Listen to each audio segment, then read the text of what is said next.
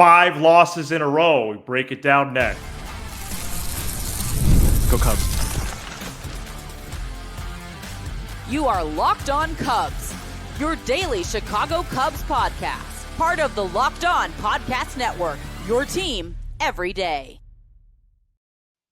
You are Locked On Cubs, part of the Locked On Podcast Network, your team every day. I'm Matt Cozy. I'm a lifelong fan, taking my passion into a discussion with you on all things Cubs. Today's episode is brought to you by our great partners at Game Time.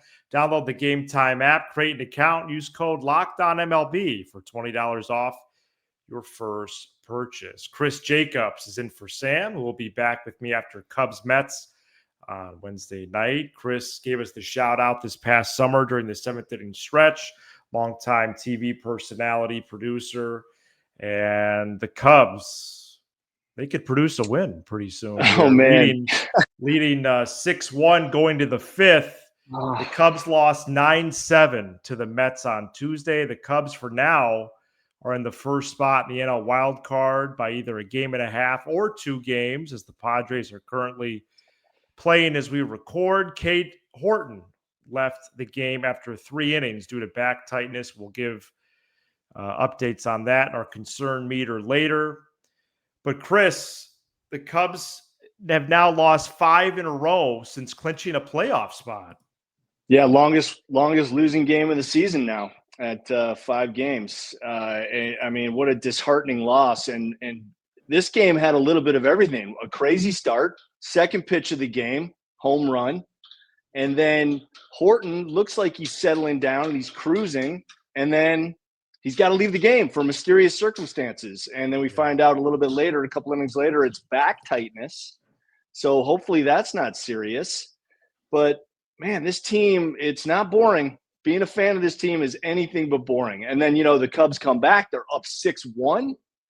And then all of a sudden it's a home run derby for the Mets. And it's like, next thing you know, the game's over. It was crazy. Like, and you had that feeling they weren't going to get it done. When Kittredge was wasted, I think, in the 7th inning, you really felt like the Cubs were not going to get this one done. All right. Well, I want to follow up on that in a minute or two. Yeah, it was a back and forth when it didn't have to be, just because, okay, you have the 5-run lead going into the 5th. And again, it's unfortunate that Horton had to leave the game, and later we learn it's a precaution, but we'll wait to get the official word, probably more as the clubhouse opens on Wednesday. But following him, Michael Soroka comes in. Taylor Rogers comes in. They give up the lead. Rogers entered the game in the 5th, Chris. He immediately allowed a 3-run homer to Nimmo. Yeah, it was crazy. And another crazy aspect is that his twin brother, pitching from the right side, comes in for the Mets and does pretty well. Right. We had the wrong Rogers going for us tonight. But sorry, dude, is that way too loud? My daughter is banging. That's right. We don't have to be authenticity over policy. Scarlett, can you please stop? Scarlett, seriously, please stop. She's a Cubs fan and she's beating the drum for the. She wants them to win in the playoffs. Exactly, we all do. Hey, Scarlett, come here and sit next to me. All right, and just don't make any noise. All right. It's been a crazy night listening to the game, and again, I mean, I'll give you a little follow up on why I had the feeling like the Cubs were not going to get it done tonight. Yeah, because even when they were down 7-6, they tied at 7-7. Yeah, yep, they tied it on a great piece of offensive hitting. We had 3 guys in a row reach base, and by the way, how great is Nico Horner? I mean, no matter what happens this season, he deserves to be in at least the conversation for maybe MVP, because for a guy who doesn't have any power to hit that well, there's only 8 guys in the league who are hitting better than 300, and Nico's one of them. It's just so impressive. And so I want to give a special shout out to Nico Horner and how well he's doing this year. But yeah, that inning that the Cubs had it was fantastic. It looked like, okay, we got the Mo, and now we might actually win the game. But then Mets come right back. They hit that home run, 2-run shot, and you could just hear. I was listening to the game as I always do, and the energy just went out of the stadium. It was just. I think everybody agreed that the Cubs were letting this one slip away. Yeah, this is big news, I feel, in terms of energy, the actual baseball part of it or otherwise, because you entered the last 6 games of the regular season, and by virtue of getting swept to the Reds, you don't have the cushion anymore. You don't have the elbow room with the Padres. And meanwhile, the Brewers are apparently mailing it in. They pitched a no-name guy Tuesday night against the Padres, giving the Cubs basically no help. So we're back to scoreboard watching.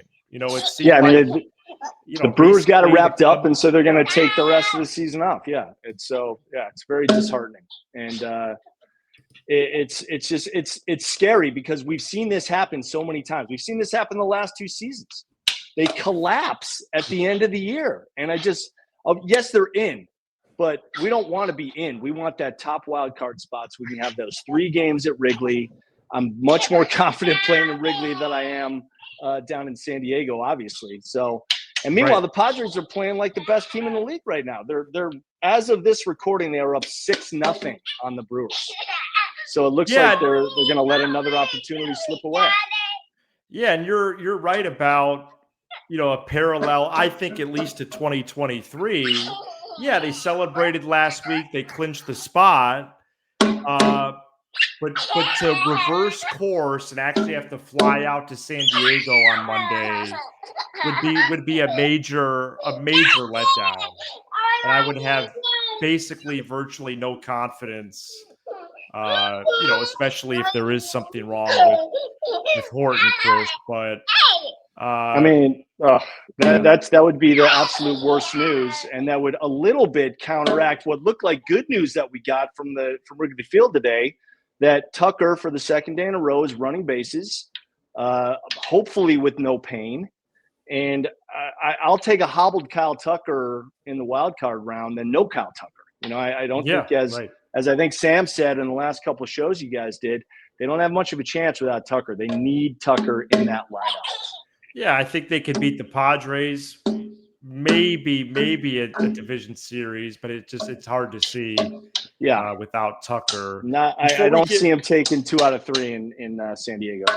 Before we get more into Tucker, Chris, to even up the series Wednesday, it's Boyd and Tong, Jonah Tong for the Mets rookie pitcher, 5.94 ERA, first 4 starts in the bigs.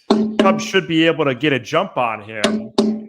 Meanwhile, Boyd, after all the chatter in the offseason about reliability, his injury history, he's approaching a career high for innings pitched, having a great year. But in his last 6 starts, he has an ERA of 6.54. And what are you looking for him on Wednesday? Well, you just nailed the big 2 concerns that I have with Matthew Boyd. One, that his inning total is getting out of control, and I think that the fatigue is beginning to show. And his ERA is skyrocketing, and it's not good. I don't have a lot of confidence in him going into tomorrow's game, unfortunately. And right behind him is Imanaga, and he's been having some bad games lately too. So I'm not a confident Cubs fan right now. I'm really not. And all right, we'll see if Chris could keep the drums going here. I'm sorry, as we talk about Kyle Tucker right after this. Today's episode is brought to you by Rougiette. Guys, you've probably heard of Viagra or Cialis, but maybe you've even tried them. But if you're looking for something beyond the usual pill, it's time to meet Rougiette Go Long. That's exactly where Rougiette Go Long comes in. This isn't just another ED pill. It's a total game changer for confidence. Go Long combines 2 doctor-trusted medications and 1 dual-action formula so you can get hard and go the distance. The effects can last up to 36 hours. That's confidence all day, all night, and even into the next day. The process is simple. Connect with a board-certified doctor 100% online. And if prescribed, your treatment ships discreetly right next to your door. If prescribed, your treatment ships discreetly right to your door. Ready to level up your confidence in the bedroom? Head to Rougiette.com, Rougiet.com, and use promo code LOCKEDONMLB for 15% off your first order. That's Rougiette.com, promo code LOCKEDONMLB. Make sure to use our code so they know we sent you for Rougiette. This episode is brought to you by Game Time. There's nothing like catching a baseball game live. The energy, the crowd, the chance to see your team in person. But actually getting tickets, that's the tough part. Queues, login screens, surprise fees, it takes all the fun out of it. That's why I use Game Time, the app that gives the advantage back to fans. Game Time is fast, easy, and backed by the Game Time guarantee. You always get 100% authentic tickets delivered on time and at the best price. Plus, all fees are included, so the price you see is the price you pay. I've used Game Time for every Cub game that I've been to. It's the best. You get tickets right away. You could literally wait up to first pitch. The prices go down. Fees are included. Know your total up front with no surprise fees at checkout. So download the Game Time app, create an account, and use code LOCKEDONMLB for $20 off your first purchase. Terms apply. Again, that's promo code LOCKEDOMLB for $20 off. Swipe, tap, ticket, go. Download Game Time today. Shout out to the everydayers, and you can become a Locked On Cubs everydayer by joining us for every episode throughout the week. Kyle Tucker returned to the team on Tuesday following a nearly week-long stint in Tampa to help with his treatment on his calf following a strain suffered way back now on September 2nd. Tucker also ran Monday in Tampa before returning to Chicago, and he did some light running on the bases before Tuesday's game at Wrigley. Jed Hoyer was on 670 The Score on Tuesday and said Tucker is, quote, moving in the right direction. And then Boog Shambi, I think, leaked on the broadcast what the plan is. Boog hinting that Tucker will return as the DH this week. If he can play right field by the end of the week, great. Otherwise, he'll be the DH. Seiya will be in right. And JD added basically the same thing as well. So, Chris, it does feel – I feel more optimistic today. What about you? I feel optimistic. I think that he will probably play against the Cardinals. I don't see him playing against the Mets. I think they'll probably bring him back just to get him a little bit game ready before the playoffs start. But it's just it's so disappointing, I think, for his season to end this way, for a relatively innocuous injury like a calf strain to be out for this long with a calf strain, and then there's like a mystery as to whether or not the issue has been solved, and he's trying to go with a lingering injury. And it's his walk year. I mean, there's so many facets to this situation. And you and Sam made some great points about it on the show yesterday, how he's already cost himself millions and millions of dollars. And who knows what's going to happen beyond this season. I mean, I would love it if he came back and gave us a Kirk Gibson in the World Series type of performance and hit some unbelievable clutch home runs or hits. But we just don't know. I mean, it's been so maddening to be a fan of this team for the past, since the All-Star break, really. We were so optimistic at the All-Star break, and now it's like going toe-to-toe with Ali. It's just, you're trying to stand up and just make it to the bell and just make it to the wild card round with that top spot. Because if we do, we're all going to breathe a big sigh of relief and then, okay, bring on the Padres, who are one of the hottest teams in baseball right now. Yeah, since the opening two games after the break against the Red Sox, the Cubs are now they won both of those. The Cubs are now under 500, 29-30 for over 2 months now. We're praying for 90 wins. We're praying for 90 wins now. We've been stuck on 88 since they celebrated clinching the playoffs. Yeah, you have to win 2 out of the next 5 to get to 90. Yeah. If you do that, you probably do hold on to the home field advantage, but it's getting bleaker, I think, by the game, and that's what happens when you lose 5 in a row. Yeah. Oh well, timing, the timing doesn't matter. What matters is next Tuesday. No. Not if the This game's team in has been San up and Diego. down for over 2 months. Yeah.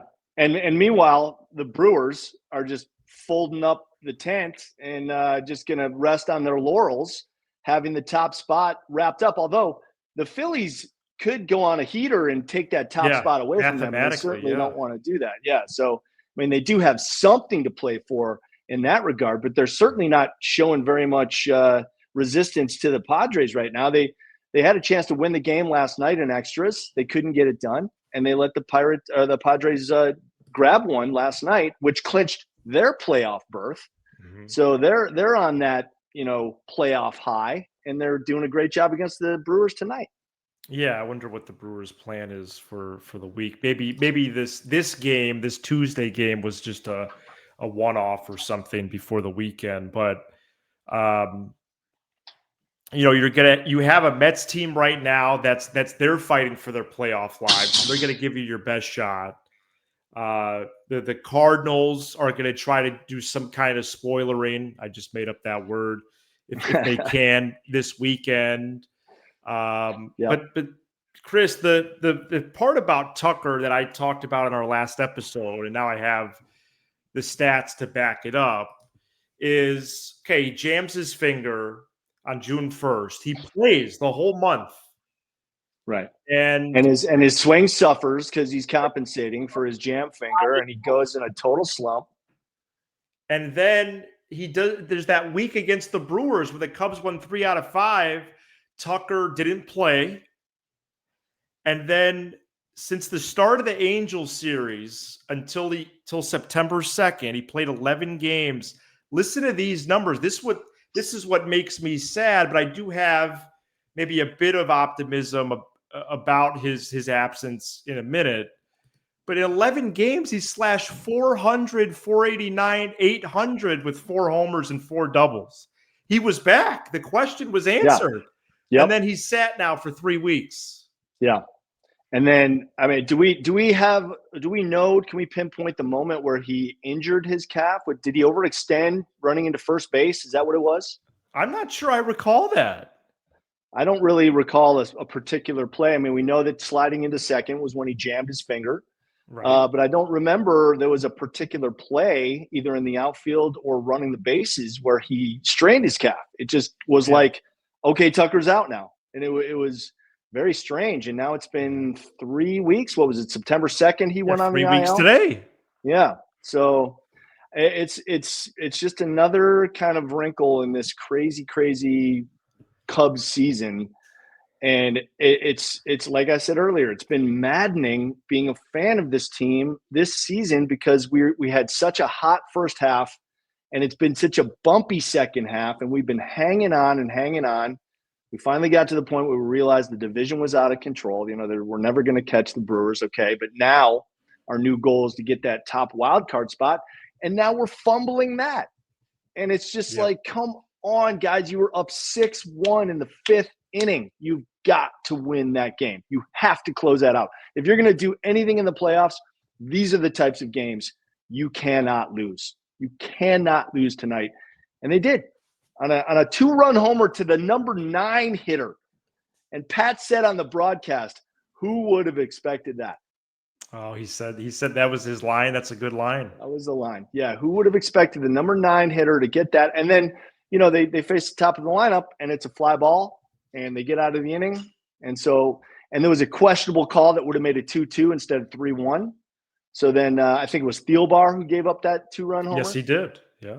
So Thielbar, it's a much different situation when it's 2-2 versus 3-1, and he's got to throw a strike, and it ends up in the bleachers. Bad loss for sure. The one possible positive on Tucker returning basically cold is last year with the Astros from another mysterious injury with his shin. Yep. That was originally called a contusion, and then it was revealed later it was more. He came back and just raked. No rehab games. He just returned, showed up, and he basically woke up and hit, the former Joe Madden quote, I believe. Yeah. So if he does say, in your example, Chris, just play Friday, Saturday, Sunday, Mm-hmm. I think that would be plenty of warm up. And shoot, I think he could show up next week and do the Kirk Gibson stuff or more and have an impact. So at least we know maybe he doesn't need a long ramp up. Yeah. But well, I don't think it would hurt. After that little mental vacation they gave him, would he sit for 2 games, 3 games, something like that? Exactly. He came back and he was great. You're right. He just reset. So, I mean, 3 weeks is a long reset. You know, you kind of get out of your baseball rhythm, although he's trying to stay in it. Hopefully this long of a break won't affect him and he can come back and perform. Because, I mean, as Sam and you said on the last couple of shows, we got to have Kyle Tucker in this lineup in order to make it past the Padres. And I would make a case that they also need Daniel Palencia. We get to him. The ABS challenge system is coming to baseball, and more next. Today's episode is brought to you by FanDuel. The NFL season is here, and FanDuel is making sure you're ready for kickoff with a can't-miss offer. Right now, new customers can bet just $5, and if your bet wins, you get $300 in bonus bets to use across the app. FanDuel fits however you like to bet, player props, building a same-game parlay, or even jumping in live as the action unfolds. The Bears right now are 1.5 underdogs at the Las Vegas Raiders this weekend, 3:25 Central Standard Time kick. Bears underdogs going into this one after a big win over the Cowboys. Over under points, 47.5. Some good local flavor right there. And if you get the FanDuel app, it's quick, easy, and the best way to add a little more energy to your Sunday. So are you ready to play? Download the FanDuel app now by visiting FanDuel.com to get started. That's FanDuel.com to place your first $5 bet. Make sure you're subscribed to Locked On Cubs. That way you don't miss any of the great Cubs content we've got for you. That includes the Cubs postcast with Joe George live after the final out of every game. And I saw Joe titled his postcast tonight, Bullpen Meltdown in all caps. And that sounds about right. One way to improve the bullpen right now would be the insertion of Daniel Palencia, who is eligible to be activated from the IL on Wednesday. If he is healthy, Chris, then should Palencia resume the closer position? Well, he sounds healthy. He had a great outing in Iowa, I think, a couple days ago. On Saturday, his velocity was up. He's thrown 100. So I think he absolutely should be slotted right back into that closer spot. I mean, where else is he's not going to come in the 7th or 8th and throw heat like that, you know? I mean, I think he's very appropriate. I think Keller has been just absolutely rock solid in the either 7th or 8th, because Kittredge is like, he's the best late season pickup of the year. I mean, he is a smooth criminal. Yeah, he's been fantastic, and was again tonight. 1, 2, 3 inning. Just happened to be in the 7th instead of the 8th or 9th. So yeah, I think he's got to either go 8th or 9th, and Keller's got the 8th spot wrapped up. So I think it's Kittredge, Keller, Palencia, but Palencia's got to come in the 9th and perform. Yeah, and I'm excited to see it. You know, anytime you could return a guy that's putting up triple digits, and I know that there was some rockiness there prior to the last couple of weeks of him being out, but you put him. Let's even say you do put him in the 8th. Well, if you slot everybody back, then Kittredge is in the 7th, and Thielbar is in the 6th, and Pomerantz is further back, and so. And then Keller goes in the 9th in that theory. Keller goes in the 9th. Yeah, I think Keller needs to go whatever pocket means the most, like in the last 9 outs. You talked about Horner for team MVP earlier. I would make the case for Keller's team MVP. Sure. Yeah. Well, so when you guys had it would just be. I think if you have dreams, Chris, if you have dreams, Tucker and Palencia need to be on the team. Absolutely. 100%. It has to be. I mean, why wouldn't you? You know, I mean, Tucker had his season. You just read off his stats since coming back, which are MVP numbers if he Right. could go an entire season with that. And if Palencia is throwing 100, of course you want him on the team. I mean, the bullpens win championships. That is the one thing that wins championships. The team with the strongest pitching, relief pitching, always comes out on top. There's nothing else. And then, of course, timely hitting, and hopefully we'll get some of that in the wild card round against the Padres, hopefully, which will be at Wrigley Field. But hopefully everything's gonna all come back around. Tyone has looked great. And by the way, if Horton can't go next week, who's your third guy in there? It's Tyone, right? For sure. Who else is going to start? It sounds right. Colin Ray was outstanding his last Colin outing. Ray he's had a great season overall. Yeah, I mean, I think for him to slot in for Justin Steele, he's been absolutely rock solid. All right, last note here. Major League Baseball announced that the automatic balls and strikes challenge system will be in place, the ABS system, in 2026. Each team will get 2 challenges, and they could keep them. If they're successful, challenges can only be initiated by a pitcher, catcher, or batter, and the request must be basically a second or 2 right after the pitch. To do that, one of those 3 people will need to tap his hat or helmet to let the umpire know. There's no help from the dugout, no help from other players on the field.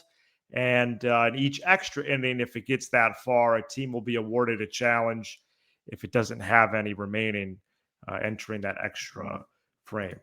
Chris, I think after replays, extended replay system, after the pitch clock, I really don't have any reason to be skeptical for ABS. Not at all. I think the pitch clock was one of the greatest innovations in MLB. I mean, look at the time it's taken off the games. It's that no one wants to watch a game for 3 hours and 45 minutes. We want to watch a game for 2 hours and 45 minutes. And that's exactly what the pitch clock has allowed baseball to do. Now, I watched a video on the ABS before coming on the show tonight. I did a little research. In spring training, when it was used, 2.6% of pitches were challenged. Of those 2.6%, 52% of challenges were correct. So just a little over half. So really not, that big of a difference. And that's probably why baseball is saying, hey, you only get 2. You're not challenging every single pitch. You got to be able to use it wisely. What I'm hoping this is going to lead to is just like tennis, which only uses Hawkeye now. I would love to get to a point where balls and strikes are called by Hawkeye on every pitch, and the behind-the-plate umpire is just there to call safe. Why not? How many times have we seen something bad happen to the Cubs because of a missed ball or strike call? So many times, and it's so frustrating because they would have been out of the inning, but they were allowed another pitch and something bad happens, a home run or whatever. So I am a huge proponent of Hawkeye calling balls and strikes. I'm sorry. Umpires, I love you. I know the human element is part of the game, but wouldn't it be better to get the calls right and not have that human element? And then there's a clear call. And catchers are getting so good at framing strikes these days, it fools the umpire. It's crazy. Absolutely, yeah. The pitches are coming in so fast, the umpire looks down and he doesn't see the frame, and he calls it a strike. Or just plain old misses the call. Right. Well, and to that point, I always appreciate, as a former coach as well, when it's framed wrong, that it's occasionally called a ball, because then you're not rewarding a bad catch. But with the challenge system, tap the head, even if it's a poor catch, strike. Yeah. So I'd have to wrap my head around that one. But listen, if they're going to use it on a challenge, it's better to be right than wrong. Yeah, that means they're trusting the electronics to make the right call, right? So why not do it on every pitch? Yeah, so you're saying all the pitches all the time. Every pitch, every time, and then the behind the plate up there is there for foul balls on the base, catcher interference and calls at the plate.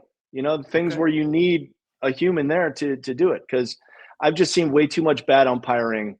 And I don't want to disparage the umpires, because they're doing the best job they can. They're non-biased, but we both know that there's certain guys there who just get a lot of calls wrong, and there's no repercussions, none that I can see anyway. It's just like, oh, he called that a strike and our guy's out, or they called that a ball and the guy gets another pitch. There's no repercussions. The game goes on. Chris, thank you so much for subbing for Sam. It is my pleasure, man. I love you guys so much. I'm a daily listener, and so whenever you give the shout-outs to the daily listeners, I know you're talking right to me. So it's a pleasure to be here, and I appreciate you having me on. This is Locked On Cubs, part of the Locked On Podcast Network, your team every day. For your second listen, check out Locked On MLB Game Night. Every game, every night, all season long. Get local analysis on a national scale. Find MLB Game Night on the Locked On MLB channel on YouTube or wherever you listen to podcasts. He's Chris Jacobs. I'm Matt Cozy. I think you're going to hear Chris's voice again in a second. This is Locked On Cubs. Shout out to Matt Cozy and Sam Olber, hosts of my favorite podcast, Locked On Cubs.